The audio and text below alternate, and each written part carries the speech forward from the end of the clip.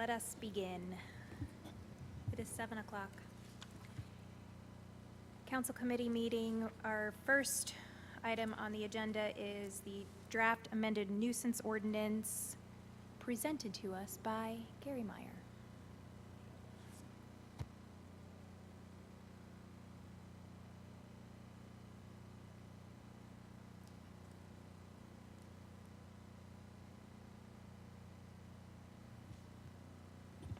They must have known it was yours.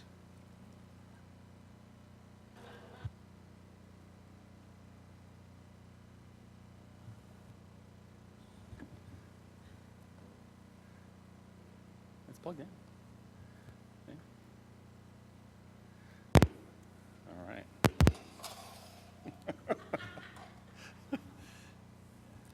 I don't want him to take the blame for what I'm about to say. No, so I guess I'm going to ask Matt to share. One of the reasons that I asked about this, I know we had talked about, potentially doing a first reading, I think, of this before, and I know that we hadn't discussed it yet, so I just wanted to make sure we understood and agreed with what was being put in here. So Matt, I don't know if you can kind of walk us through, whether it was you or Dave or Jack, the changes to the nuisance ordinance. There's absolutely nothing substantive in the first part. So if we scroll back up at the top, the one change, and all of these changes I think kind of came from our code enforcement officers, just things they've been seeing in the field over the last couple of years. A couple of the changes were merely Scrivener issues that American Legal is going to change on the code on. They literally were just like typos that from the American Legal Code of Ordinances. But these are at least things that I think need to be addressed in an ordinance.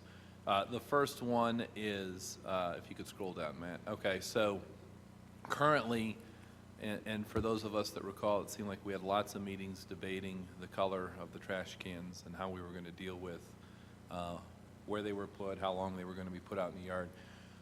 So an addition that we're going to have is the accumulation of any municipal solid waste anywhere unless it is enclosed within a covered municipal solid waste container. The new language would be or other container approved by the City of Erlanger's trash provider.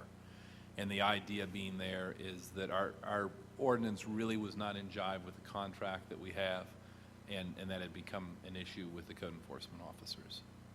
Right, Dave? So nothing real substantive there.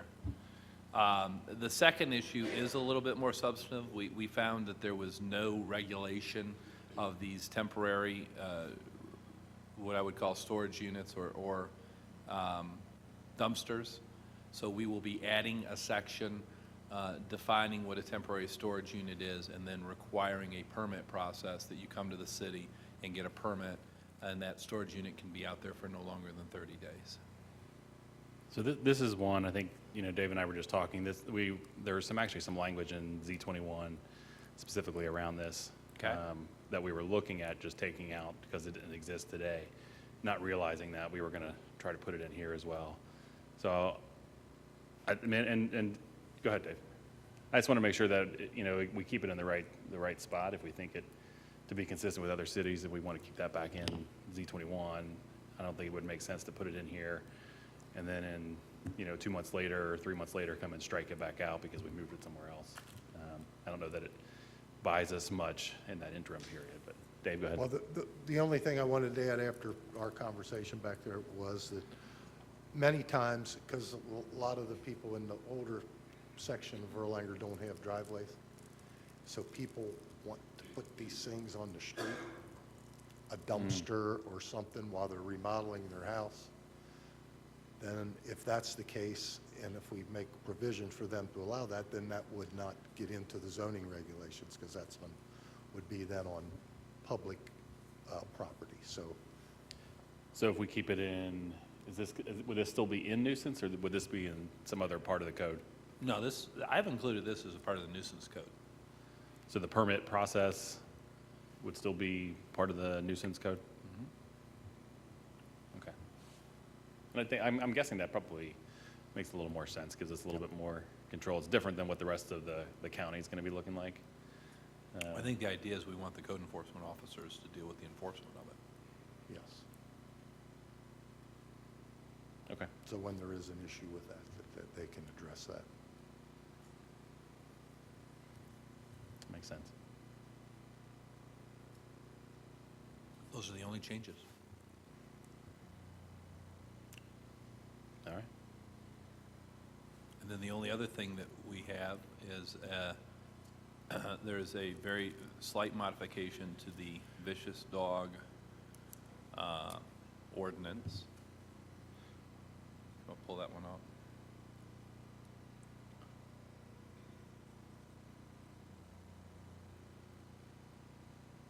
And the only change being done here is it currently refers to the police department, the city police department, as being the agency that's involved, and that's now become a code enforcement function. So we literally are just striking out city police department and replacing it with city of Erlanger. So any of the dog registration issues, controlling issues, that's all now through code enforcement. That's all we got. I know this sounds kind of silly, but somebody asked me the other day, how many dogs are you allowed to have in Erlanger? Do we have a number or not? Or is that just nuisance? If they're a nuisance, you call? Yeah. Because at one time we did, but There's no. there's no ordinance. number. Okay, so unless they're a nuisance, okay, I'll tell them that, thanks. Okay, so if there's not any other questions, we can go ahead and make those changes and have them for first reading Yeah, I think that would be good at this Alright. time. for January.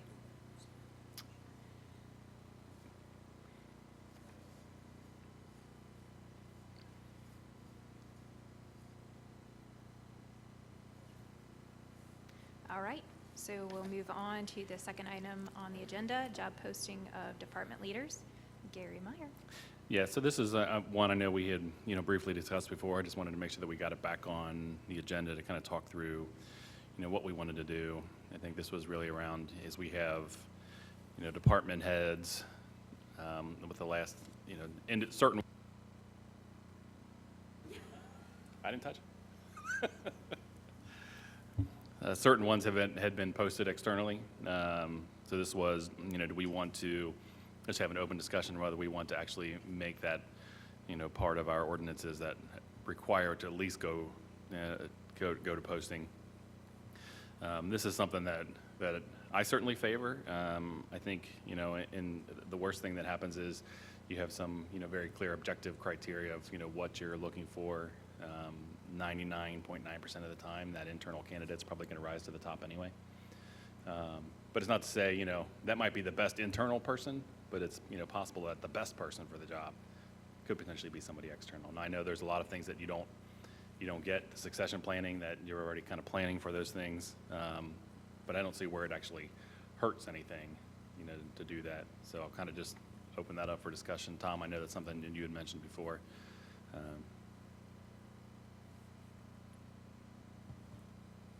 Yeah, I agree. I think that, succession planning is great. It, puts an emphasis on what's going on with the culture and things like that. But, looking at change sometimes is a good thing too, looking out externally what's going on. So we've done that for certain departments and others we haven't, so just to consistent. Yeah, I think one benefit that, that has there, and we're also thinking about, you might have had a succession plan and you've got, two people kind of moving along, a certain path, and retirements come along, and that person that would have normally have been next up is just a short timer anyway. I think that just kind of puts, some other, disadvantages there. At least it opens it up for, multiple things, makes it look like a fair and open process. And, I also think while we're looking at this, maybe we need to look at the succession planning on how we define it also. When I look at this from my teams that I have, I always ask them, who can take your place in a year, 5 years, 10 years? We should be always looking down the line for how we can grow our leaders internally too. So maybe a way to standardize that process also. So.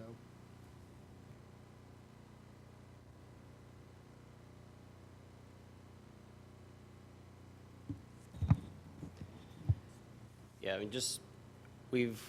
I've discussed this with Gary a little bit, like he said, one of my comments is that we do spend a lot of time and money on succession planning and getting that person ready.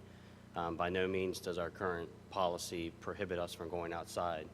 But I think it's part of the executive branch right now. It's the city mayor and the sitting CAO that kind of makes a determination. Is that next up ready?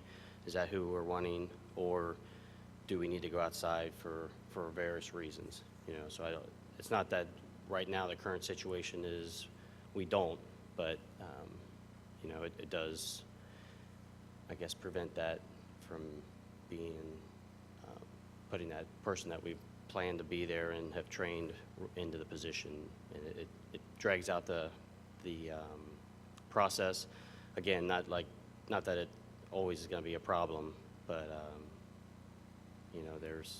that's just kind of from my end of it, I guess.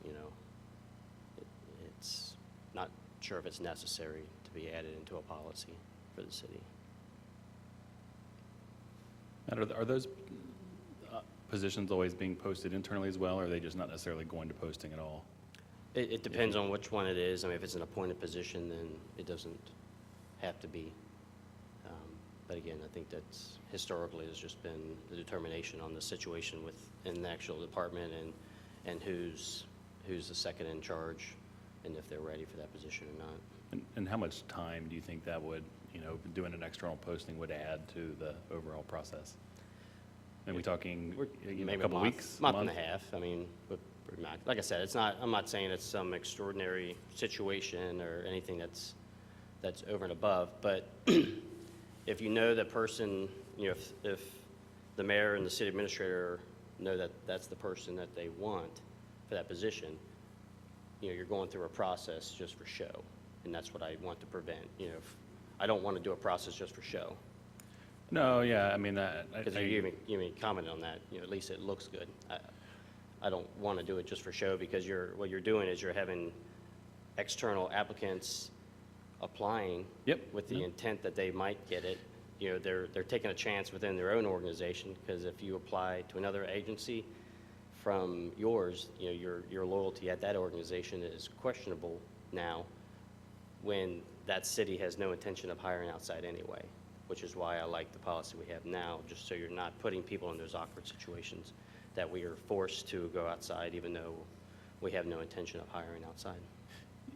Well, yeah, and I think that's the key piece. You had no intention of hiring outside. But I think if at least we are forcing ourselves to post externally, we've now widened the view of the best possible candidates. Because I think we all want the same thing. We want the best possible people in these roles for the residents and the citizens, here. And while we might have been looking at a narrow window, that's the best person within that narrow window, but it may not be the best person that we could get.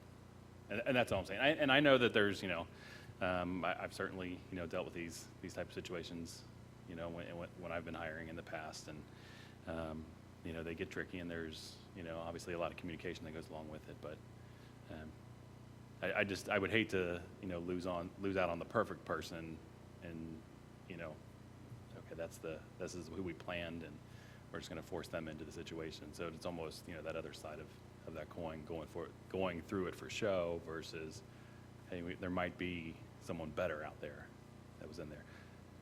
They don't understand the operations. I get that. So they obviously have a leg up going into it, but I'll let others, kind of comment. I think.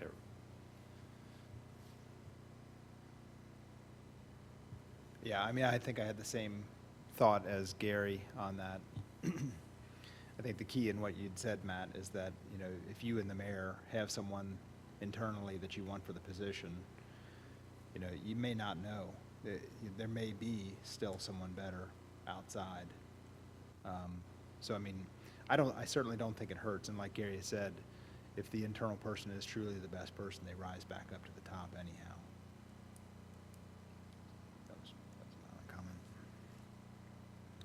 So is it the way we have now? Like, I know some of the departments do have a succession, and so if we have it now, let's say, I'm just going to use an example of police department. Let's say they have it lined up, and these people coming up the ladder are really good, and they would be great succeeding as they go down. Do we have the option of just saying, okay, we're just going to follow succession on this one, And if another department, maybe their succession isn't very organized, do we have the option of going out for that particular one? I mean, is that how it is right now? Then I think it should stay that way, because if you have a department that's so organized and has a good succession, and these people have worked for Erlanger and have had this loyalty, and all the people underneath them see these leaders rise and want to follow them, I think if you in that situation, if you post outside of it, then that's kind of like, well, why bother working harder? Why bother, with a succession if they're just going to interview outside anyway? And I just think that could cause some issues too. So that's just my thought.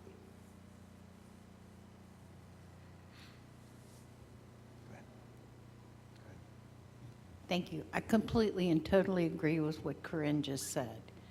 I think it sends a terrible message to our employees that they would not be considered first, because they have, you know what I'm saying? Let's just say these, typical example is just exactly what just happened in the police department. And they were ready. And we got the right people in there.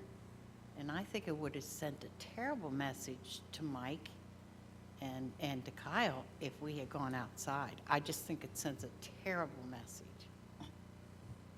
No, I agree with you, Patty, on that one. I guess, but where it is a little bit different, it's not saying that we're forcing it to go outside.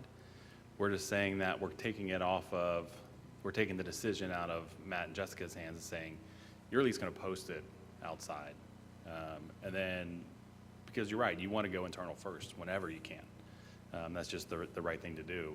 But if they were hesitant, had a personal relationship, and were being swayed in a direction that they may not necessarily want to go in, and forcing themselves because of a personal relationship to stay internal, when they really didn't want to do that, this eliminates that, takes it out of their hands.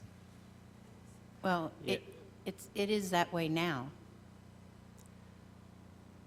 If we don't change anything, that's exactly what would happen. They would go outside.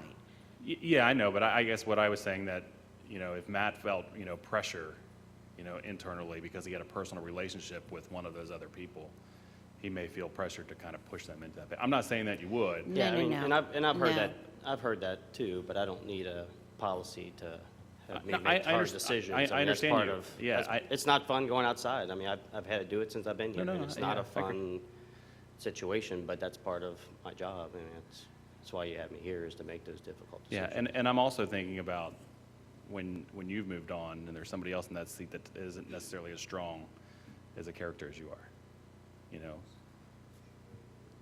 No, you're right. But, there's what you learn in an interview, and there's what you learn when a person's on the job.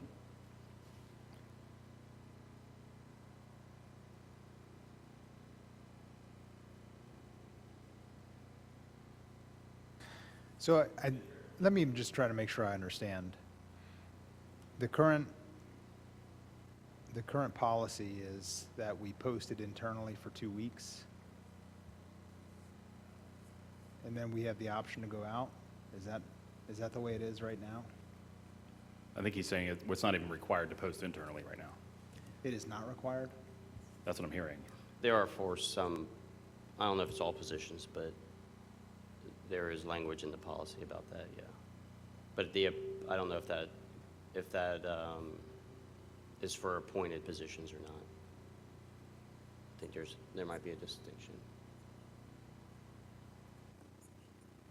But the ones that are appointed are, by KRS, they're appointed by the mayor and then approved by council. Okay. I guess I believe there's 4 positions. I think it's city administrator, city clerk, chief of police, and fire chief. Right. So those, And then I think we by ordinance might add, we by ordinance Public Works have and- added everything other than human resources and city clerk. That's not in our ordinance, No, even though state law city says- clerk's in there. Yeah, Section city clerk 32 is says appointed. is the city But it's clerk. not in with the list of all the other ones. It is. No, because the one is 32 or 33? non-elected. I think you're 32 talking is about non-elected 33. official. Yeah, 32 is non-elected officials required by statute. 33 is non-elected officers pursuant to ordinance. So 32 says we've got to do the city clerk, and then 33 is all the other stuff that we're not required to have. But KRS says the 4 you are, so it's redundant, it's left one off of our actual ordinance, but again, KRS trumps that, so the city clerk has to. No, city clerk is already in our ordinances, it's section 32. I mean, regardless, I think what's being discussed, though, is really relevant here. Like, I think as far as department heads goes, most are appointed by the mayor and under the exclusive authority of the mayor. And I don't really think that there can be policies dictated by council and how the mayor goes about that process and how the executive branch goes about that process. But clearly, council has ratification and has to approve those choices. So I think, obviously, council needs to be comfortable with the process that the executive branch is taking, and theoretically could veto every choice if we didn't do the recommendation of looking at outside people first. But I think from a legislation perspective, I think this body could make a recommendation as to how Matt and the mayor deal with these issues, but from a practical perspective, I don't think any legislation would be enforceable in how they go about the process of the appointment. So, but I certainly, I'm not speaking on behalf of either one of them. I mean, I think if this body felt very strongly to change the process, I think that would be something that they could consider, but I don't think they'd be legally bound by it.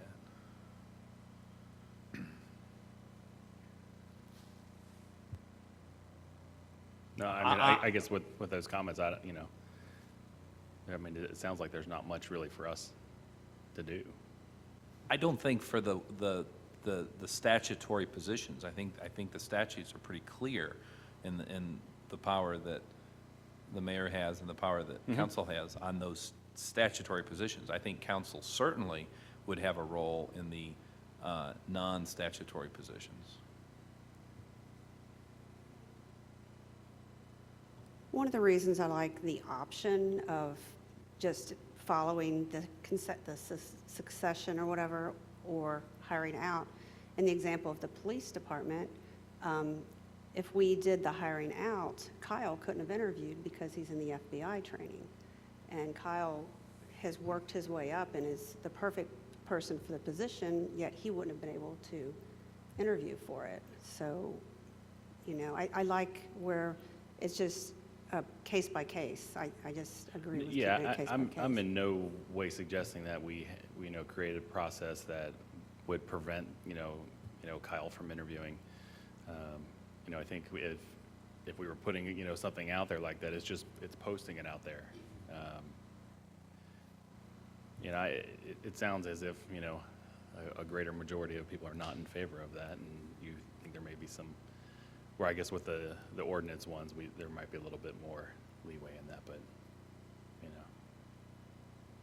Yeah, I mean, I think virtually all of our department leaders, I think the statute is what guides that process. And I think as crazy as it is, based on the statute, I mean, if the mayor wanted to throw a dart at the board and say, hey, I'm picking Bugs Bunny, I think that could be the way the mayor goes through that process. Then obviously council would have the right to say, no, I'd rather have Fred Flintstone, and I'm boycotting Bugs Bunny. I'm not trying to trivialize the process at all here. I'm just saying that my point is I do think there is, I think there is some wisdom in the in the lack of guidance by statute. I think every position is different. I think every hiring decision is different. I think as we saw just recently in the police department, I think that decision had to be made very, very, very fast. And I think if you were encumbered with a somewhat lengthy process every time, I think theoretically, this council is vesting, its, I just think there's deference given to the executive branch in these things of making quick decisions. And again, council ultimately has the say. Right? I mean, ultimately, council on these positions can say, no, we're rejecting the internal candidate. Don't bring us any more internal candidates, bring us an external candidate. I mean, I think you ultimately have that power, but I don't think the statute really provides for the vetting process of the executive branch.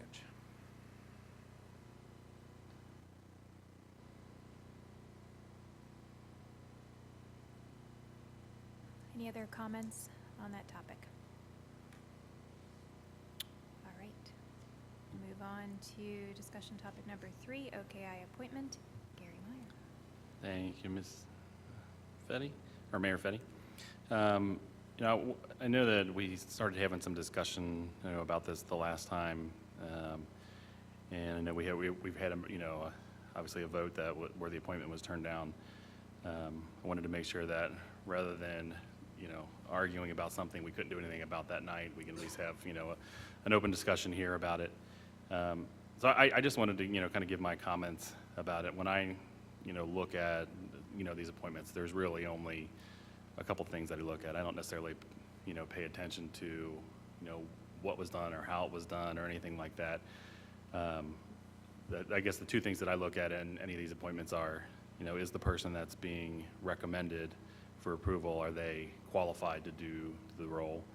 And are they going to give, you know, 110% to that role, regardless of, you know, who it is? Doesn't mean that I necessarily always, you know, agree with how things changed, but that's not my decision to, you know, to make those appointments, or it's not even my authority to do that. It's just, you know, do I think that the person is going to do a great job in that role, which is the reason that I voted, you know, to approve the nomination in the past. So, just want to make sure we have discussion about it, and I'll kind of let it go from there.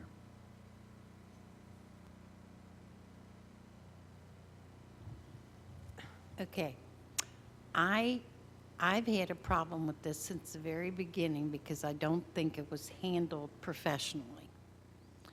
And I don't mean to slam anybody or put anybody down, but Tommy has served on this committee for 10 years.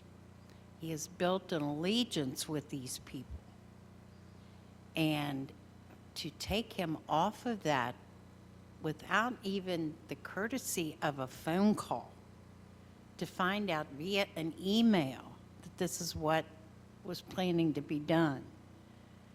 I know Tyson will remember that it happened to him under his reign, and he swore that it would never ever happen again. Well, it's happened again. You don't discount somebody because of something that you personally want. You just don't do that. You don't treat people like that. And that's the reason that I voted no, and that's the only reason. Thank you.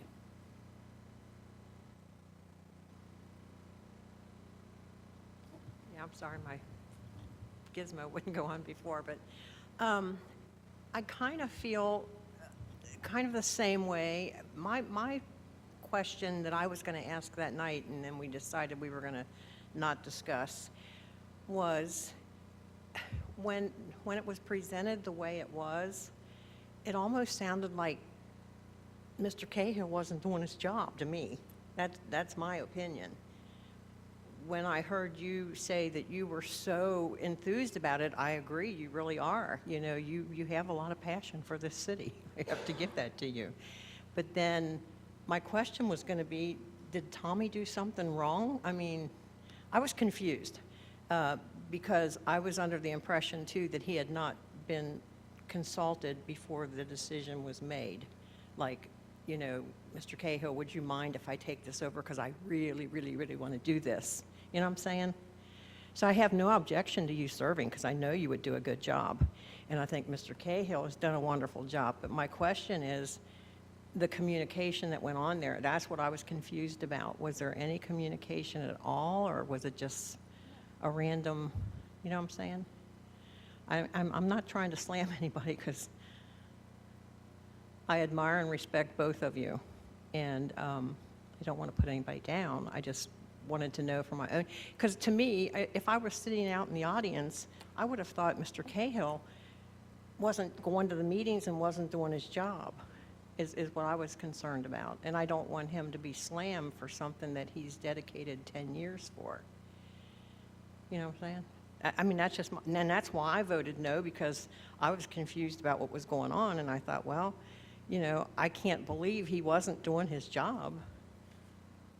And maybe if we had been told that there was a discussion and that Mr. Cahill decided that he didn't want it anymore, that he wanted to step down, it would have been different. I don't know. I'm just confused about that whole thing, how it happened. So I have apologized to Mr. Cahill twice now Okay. for not calling him, and instead I had emailed him. I explained to him I ran out of time. That's no excuse. I apologized profusely to him. Okay? There are reasons that I'd rather not go into. Okay, yeah, well, that's true. At the moment. And if we want to talk about it at another time, probably would be more appropriate. Okay. And Mr. Cahill can speak if he'd like to. Okay. I would like to hear. So, yeah, so I think I do feel I need to address some of the statements and provide some facts from our discussion at the December 3rd meeting. Ms. Fette and I did meet before the meeting to discuss the OKI appointments and my concerns in the matter that was communicated, as well as the misgivings of changing representatives after 10-plus years of serving on the OKI board. The OK board is a large entity, and to have influence, relationships need to be built. I've done that for the last 10-plus years. Over the last 2 years, the city has been granted over $1 million in grants from OKI. A large part of that rests on our grant writer and his ability to outline our needs and meet the criteria for the funds available, and a small part to the relationship built by me with the support staff and the executive leadership team. I appreciate and want to thank those that voted and supported me staying on the board. You know, guys, and just to be honest, I do not appreciate that my devotion to do what's best for the city that I've lived in my entire life and dedicated many years of service did come into the question after the discussion, after the vote. Didn't like that at all. That being said, I do believe Ms. Fette has a good plan that places resources at OKI that would vet us continued gains in the future, and I will support her as the appointee.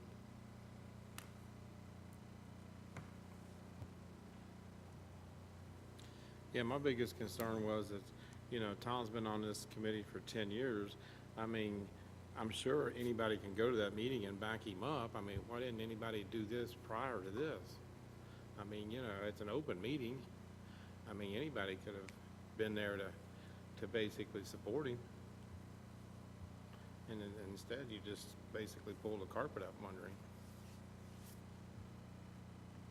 Donnie, you had that same opportunity. Why don't you answer? What, me? Yeah. My same opportunity? To back them up and support them. Well, I mean, there's three up there that's wanting to question the idea of, you know, stepping up to the plate and maybe doing more. So, I mean, I think Tom's done, I think he's done an excellent job. Mayor Fette, is there, I can't remember on that appointment, is there an alternate as well, or is it just the singular?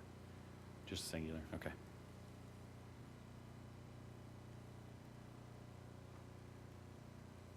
I just can't imagine why you would shake the dice going in and standing up against Cranley and Portman, and man, Tommy's built a rapport with these people. How can you expect to just walk in and bang your foot on the door, or, you know, slam your shoe on the desk? Well, I mean, everything about this just is completely and totally wrong. Ms. Suedkamp, have you been to an OKI meeting? No, sir, I have not. Never? No. Okay. I have all the trust in the world in Mr. Cahill. It's not a trust issue. Well, I you're just- I you're was- making it out to be. No, I was just curious if you're actually familiar with how the meetings operate. No, but I know who's there, and I know who runs the show, and it's Cincinnati, not Erlanger. Do you know who the president is right now of Yes, OKI? I do, Who? and I know your type, Who? Knuckleman. Okay. Okay, it's enough. I think we're just getting started.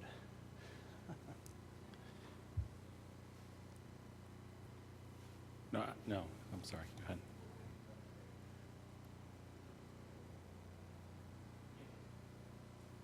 Oh, no, I was just gonna say, I mean, I don't know if you were gonna move on to something else besides OKI, if we just, I don't know how much additional discussion that we were gonna have, here, or if we were, I guess, ready to move on to that special committee meeting and, or our special meeting, so.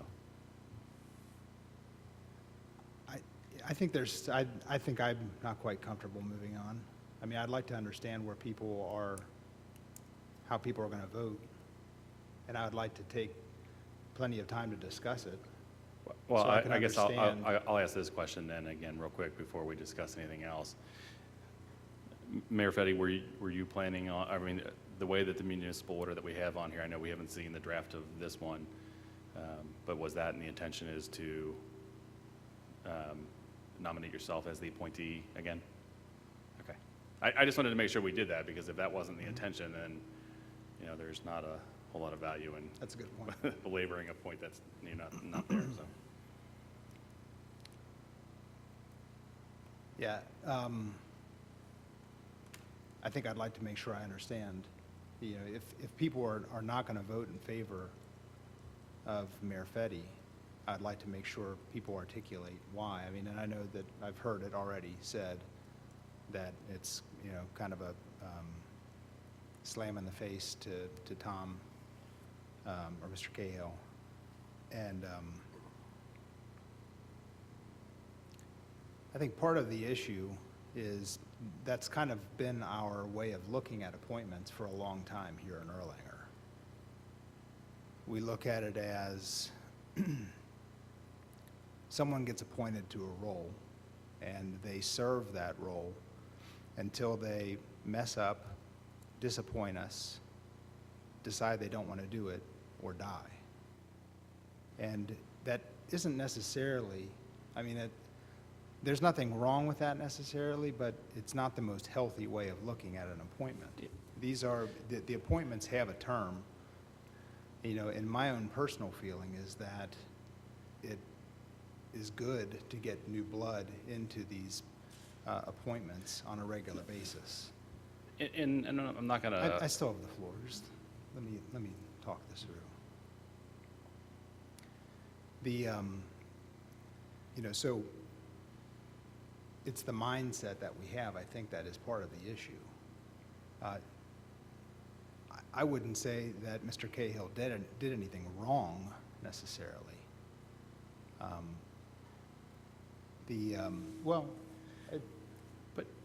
Okay, I'm sorry.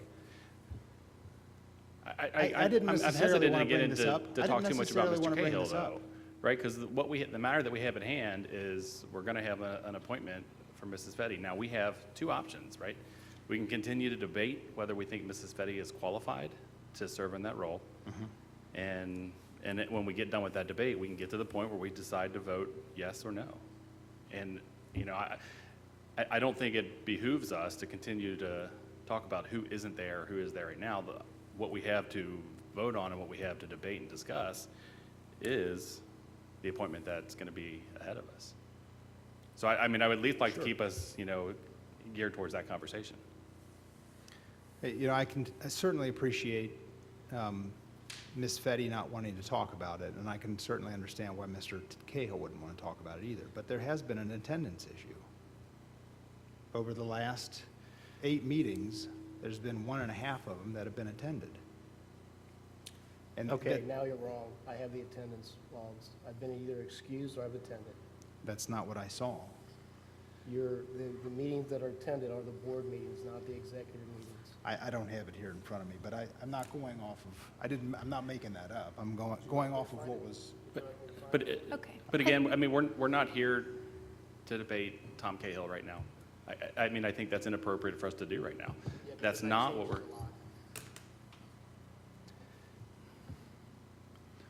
Well, I saw one that was over the last 8 meetings, and it showed that there was present 2 and excused 1.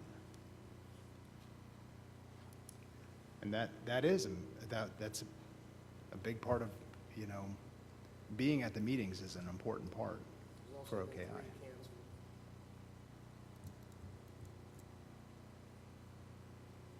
All right, let's go ahead and close discussion if everybody is comfortable with that. All right. First, I want to say, of all the council people I've ever served with, you were the most condescending, disrespectful person I've ever met.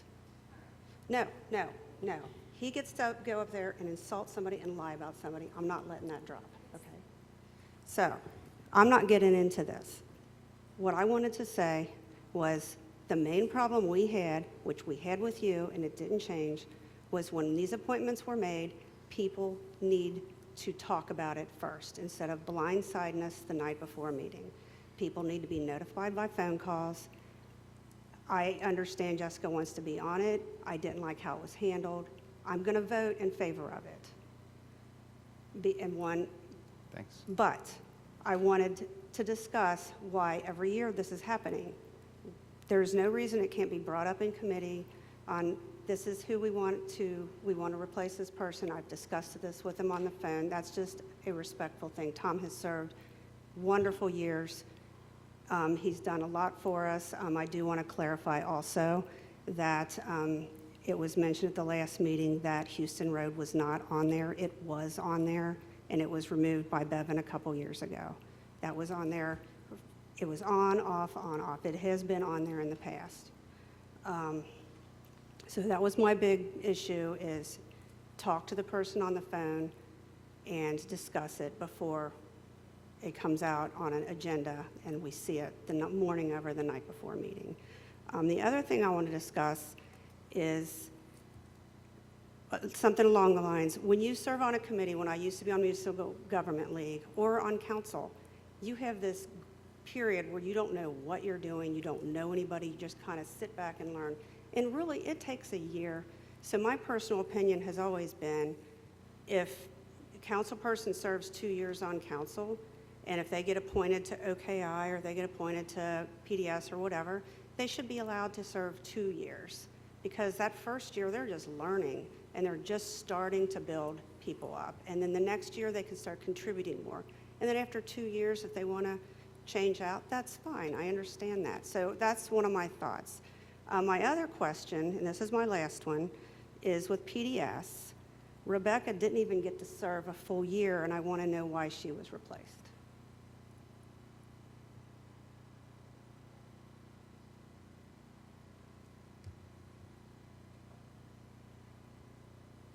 Any other topic or any other conversation on the OKI appointment?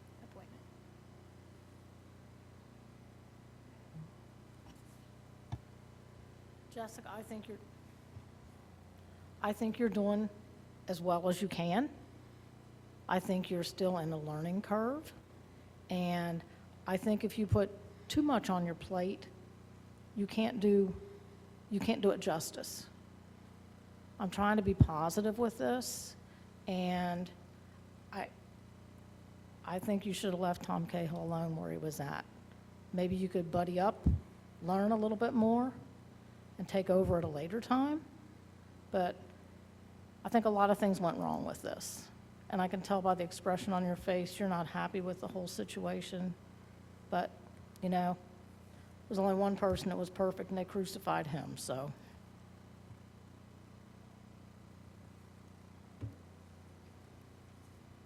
I too am going to vote yes.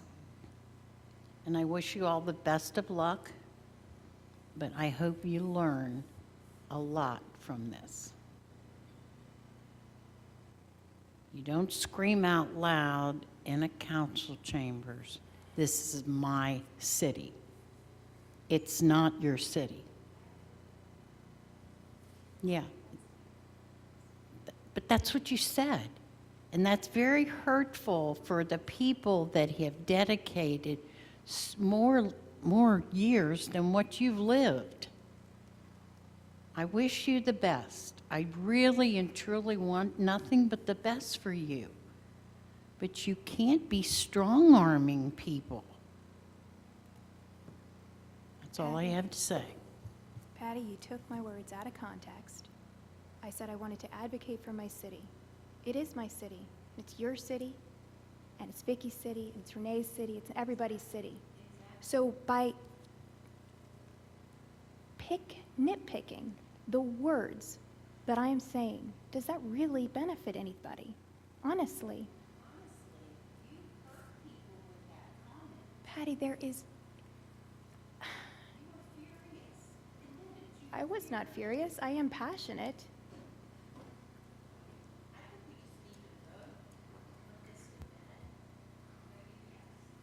We don't vote All right, once I'm- on it. Well, I move we adjourn our committee meeting then.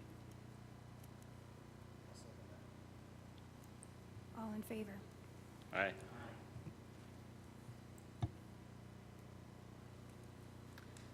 All right, we'll open up the special council meeting for December 17th. Mrs. Hoffman, can you please take roll call? Ms. Suedkamp? Yes. Mr. Burke? Mr. Cahill? Present. Ms. Kyle? Here. Mr. Skidmore? Ms. Cahill? Mr. Meyer? Present. Ms. Skidmore? Ms. Pitts? Here. Mr. Nicely? Ms. Reckers? Mr. Hermes? Here.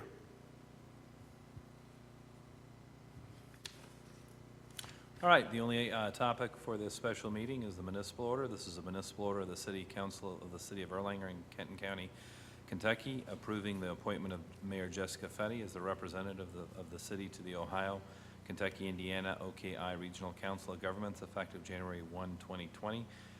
This appointment is for a one-year term, again beginning on January 1, 2020 and continuing until December 31st, 2020. I move we adopt the municipal order as read. Do we have a second? I'll second it. All in favor, say aye. I do have some discussion. I want to say something to Mr. Cahill. Mr. Cahill, if I'm wrong on that, I am deeply sorry. I'll be happy to show you what I saw. Okay. All right.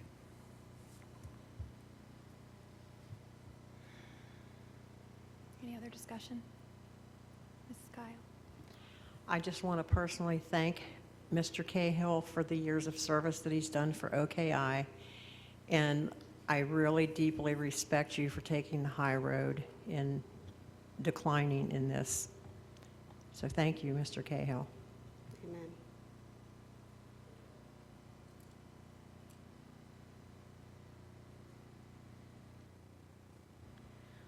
I've been asked to make a short statement on behalf of Kathy Cahill, who cannot be here tonight. Doctor's orders. Kathy had a fall and she's messed her shoulder up. But if Kathy were here, her vote would be for Tom Cahill to remain as the OKI rep for Erlanger.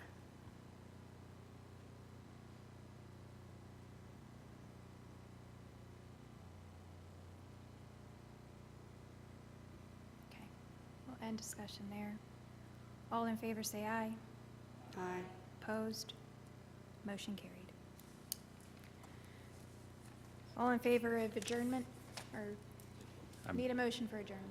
So moved. Second. Ms. Kyle, Mr. Hermes. All in favor, say aye. Aye. Motion carried.